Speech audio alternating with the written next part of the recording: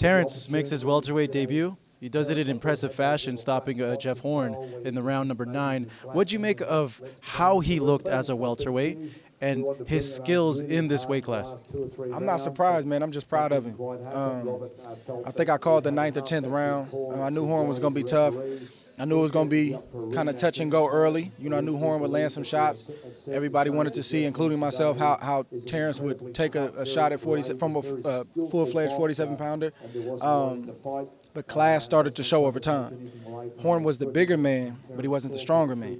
And it does something to a guy who's supposed to be bigger when the so-called smaller guy starts to push him back. When the bigger guy is pushing against the smaller guy and he can't budge him. When the smaller guy is starting to hurt the bigger guy. That messes up the bigger guy's psyche. That's what you saw happen tonight. And again, class showed over time. You started to see Terrence dig in his bag of tricks. Southpaw, he counterpunched, he led, he worked the body beautifully. I mean, what more can you say?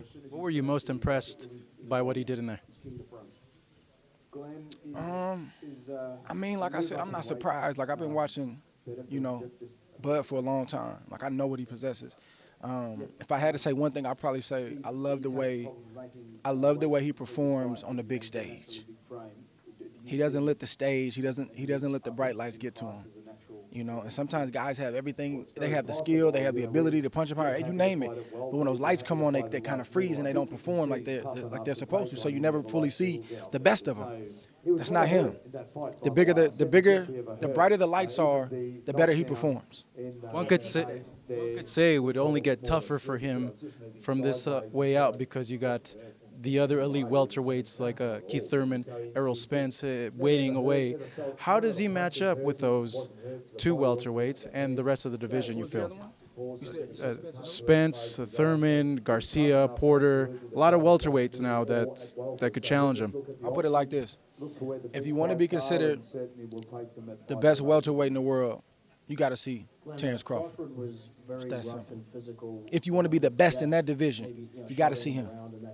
And if he wants to be considered the best, he's got to face one of those guys. And right now, I don't think it's a toss-up. I think Errol Spence is the guy. Over Terrence?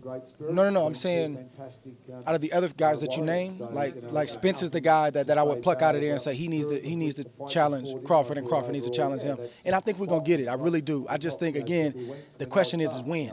That's the question. So I'm glad I don't have to wear that hat. That's for Al Heyman and Bob Arum, and they do a great job, man. They're veterans. They know how to do this thing. They'll let it simmer, hopefully, you know, just the right amount of time, and hopefully they get it on at the right time. And I think unless somebody else emerges, the winner of that fight, the guy who emerges out of this welterweight division, that's probably going to be the best fighter in boxing at the time. How do you compare this win to the Lomachenko over Linares win? Which one was more impressive? And does this win put Terrence at number 1, in your opinion? Listen, I just got asked that question about Lomo. I'm not trying to compare, you know, Terrence with Lomo. I think they both can coexist. You know what I'm saying? Did that have any impression on you? I feel like Terrence, as a whole, has the better resume. He can certainly handle himself as a welterweight. Now, whether that's because certain guys don't want to fight Lomo or not, I don't know. But right now on paper, like when I look at a guy and I look at the hype and I look at, you know, the things that are being said about him, whether it's Terrence or whether it's Lomo, I go to the resume and I say, let me see this name, that name. And where was this name at this stage in his career? Was he on the downside? Was he on the way up? Was he hot? Was he not? You know, I put all of that into the equation before I make a decision. So right now I think Terrence has the better resume, but I mean, what can you say? Lomo's a tremendous talent, and he's beaten everybody that's been put in front of him. So, and that's his job. His job isn't to match make, and really his job isn't to chase guys. So he's doing his job, you know, and just hats off to both of them, man. It's an exciting time in boxing. When you were talking earlier about it's not fair to Terrence the way he is not marketed, but he should be promoted more, and you felt when someone asked him about marketing himself that wasn't right. I mean, I don't want to say it's not right. I just don't understand it. I don't understand it. Like, I've seen guys come from other countries who don't have a base here, and they get promoted and they get pushed, and they should. This is the land of opportunity, the United States of America. So they should come in and you know, have an opportunity to make it and make a name for themselves. But my question is, you know, the gentleman said, what does Terrence have to do to become a household name? And my thing is I think he did his job. I think he's, what, 33-0? So sometimes I hear critics say, well, you know, he's not a household name because he doesn't hit hard. You know, he doesn't have knockout power. I just saw some knockout power against a guy he wasn't supposed to knock out, and I've seen him do that multiple times.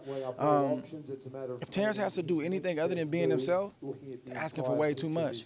You can get behind him. You can promote him. When he goes home to rest and be with his family, that's the time to talk him up. When he's got a fight coming up, talk him up. And I guarantee you, if you consistently do that, the layperson will start to recognize, man, who is this kid? Terrence Crawford. Wow, I just read his story. Man, I seen this article. That's how it works. You guys have a job to do, and you guys do a great job at it. The fighters have a job to do. He did his job tonight. Now it's time for everybody else to get behind him and show their appreciation by lifting him up. What do you think of Steph Curry in the sweep? Man, you went left, boy. hey, Ellie, hey, leave it to Ellie, boy. Ellie. What was the question? He's the pound for pound king. What's the question about What do you tell Steph? Steph Curry? He's watching. Man, I can't tell Steph nothing. He just went back to back, got 3 rings. Shoot, I need Steph to tell me something. I think he's the real MVP. Yeah, man, them both my boys, man. They could have went either way, man, but I'm happy KD won it, back-to-back MVPs. Man, what can I say about them? I know a lot of people salty, man. They mad the Warriors won again, but they some bad men.